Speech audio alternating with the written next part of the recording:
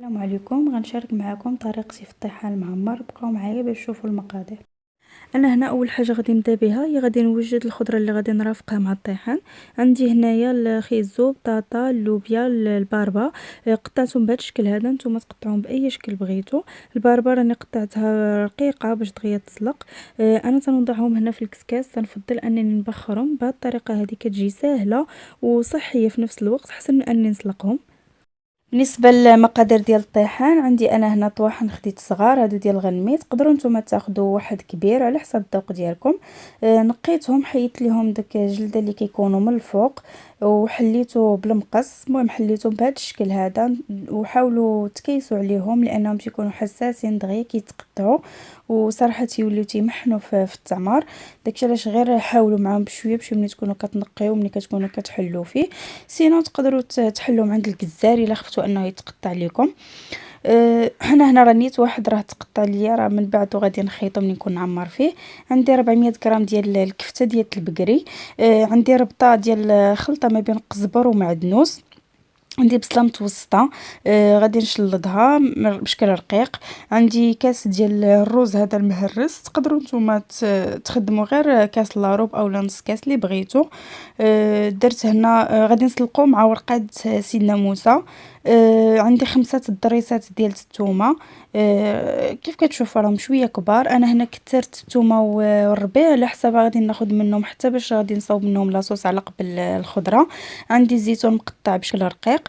كورنيشون حتى هو قطعته بشكل رقيق. عندي هنايا الفلفله لهاد المزيودات الصغار اللي انا مرقداهم في الدار. غادي ناخذهم هما والزيت ديالهم، غادي نخدم منهم غير جوجات، ما غاديش نخدمهم كاملين. عندي هنا ربع حامضه مصيره قطعتها بشكل رقيق هي والبابه ديالها. راني غسلتها هنا من قبل لان هادو تا هما مصوباهم في الدار فهما شويه مالحين، داكشي غسلتها شويه من قبل. عندي شويه شحمه ديال الكلوه اللي حكيتها غير شويه ماشي بزاف.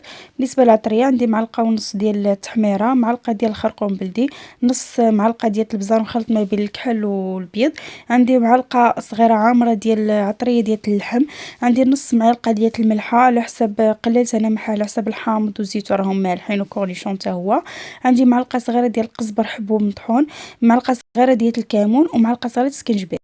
اول حاجه غادي نبدا بها، خديت الماء درت فيه معلقه صغيره ديال الملحه وديك الورقه الناموسه، خليته حتى غلا. هذا باش ضفت له هذاك الرز باش يتسلق.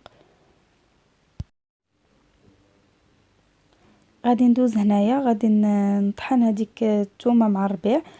تقدروا نتوما الا ما عندكمش هاد لاشوا غدا تقدروا تستخدموا غير المهراز تدقوهم بشكل مزيان، اولا غير السكين، مهم ما يكونوا مقرضين بشكل رقيق بحال هكا. غادي ناخذ البصله حتى هي غادي نشلضها بشكل رقيق. لان غادي نخدمها وسط الحشو خضراء، فانا ما غاديش نشحرها من قبل. داكشي علاش ضروري تكون رقيقه باش ما تبقاش خضراء وسط. صافي هنا غادي ندوز باش نوجد الحشوه. غادي ناخذ البصله، غادي نضيف ليها الكفته. غنضيف ليها هنا الشحمه راه كيف قلت لكم على حساب العبار اللي نتوما بغيتو. تقدروا تضيفوا غير شويه. المهم راه الطحين كيبغي ليدام، داكشي ضروري كندير الشحمه. زدت هذاك الزيتون والكورنيشون والحامض. خديت انا هنا 3 المعالق كبار ديال عامرين ديال القزبر ومعدنوس والثومه اللي طحنت معاكم. غندوز هنا نوضع دوك التوابل كاملين اللي عندي. وغادي ناخذ ديك المزيودات، غادي ناخذ غير الزيت ديالهم هنايا، ومن بعد غادي ناخذ جوج غادي نقطعهم وغادي نحيد ليهم ديك الزريعه ديالتهم. تقدروا نتوما تضيفوا الهريسه اولا تزيدوا تكثروا الحار، المهم على حسب الذوق ديالكم. فالطيحان حتى هو كيبغي عاوتاني يكون حار. داكشي علاش انا هنا كثرت شويه، ومع ذلك راه ما جاش حار، يعني جا عادي، جا مزيان. خديت هنا الروز من بعد ما تسلق وصفيته مزيان. تقدروا نتوما تضيفوا قل. انا هنا كثرت صراحه الروز، درت كاس لاني بغيت الحشو تجيني شويه كثيره. تقدروا نتوما ديروا غير نص كاس، المهم على حساب اللي بغيتو. صافي غادي نخلطهم حتى ينسجموا مزيان. خديت هنا تقريبا واحد 2 معالق كبار عامرين ديال الزيت. غادي خلطهم مزيان وغادي ندوز دابا باش نبدا نعمرهم. صافي هنا راني بديت كنعمر فيهم، كنحاول هذيك الحشوة نوزعها على الطيحان كامل، كنحاول نوصلها حتى للجناب باش هكا يجيني عامر. نتوما ملي تكون عاوتاني تحلوه بالمقص حاولوا حتى دوك القنيتات حتى هما حلوهم بشكل مزيان باش كتوصلهم العمارة. صافي غادي نكمل هذوك الطواحن كاملين اللي عندي، وغادي نسد لهم هاد الفتحات هادو بالبرا والخيط. الخيط يكون من الاحسن اللون ديالو بيض. المهم انا هنا في الوقيته اللي تنكون عمار الا بانت ليا شي هكا شي تشريقه فيه ولا هذا كنبدا نخيط فيها قبل ما نعمرو هكا مزيان، يعني غير اين فوا كنبدا العماره كنبدا نخيط. هنا من بعد ما عمرتهم بديت كنثقب فيهم بالابره بشكل مزيان من الفوق ومن التحت باش هكا ما يتفرقعوش في الطياب. غادي ناخذ شويه ديال الزيت غنضيف له التوابل اللي كنت درتها في الحشو. غادي ندهن بهم الجلده من الفوق باش حتى هي تجي لذيذه وباش كيساعدنا حتى انها تحمر. غادي نضيف عاوتاني شويه ديال الزيت، غير شويه ماشي بزاف لان اصلا هو غادي يطلق ليدام ديالو. وغادي نضيف له حتى ديك الحشو اللي بقات ليا حتى هي غنزيدها في الطبق باش ندخلها الفران طيب. بالنسبه للفرن انا سخنته من قبل على درجه حراره ديال 200. وضعته في الوسط، يعني ما يكونش قريب العافيه للتحتانيه ولا الفوقانيه باش هكا يطيب من الفوق ومن التحت. تقريبا خدا معايا 40 دقيقه في الطياب. من بعد عريت عليه، انا غادي نغطيه ضروري ببابي كويسون باش يعاوني انه دغيا يطيب. عريت عليه واحد 5 دقائق غير تحمر.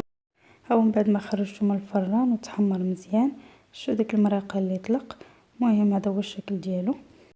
بالنسبه لهنا لاصوص ديال شلاضه خديت هذيك تومه وربيع اللي بقات ضفت ليها عصير نصف حامضه، واحد 3 المعالق كبار ديال الزيت الروميه و3 ديال الزيت البلديه، واحد 2 معالق كبار ديال الخل وشويه ديال الملحه وشويه ديال البزار.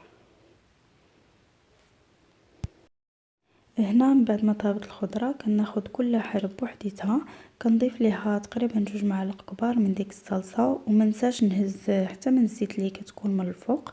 انا هنا راني درت حتى لي طوماط سيريز والخيار حتى هما درت لهم نفس التتبيله. بالنسبه للخضره فهي اختياريه، تقدروا ديروا اي نوع عندكم.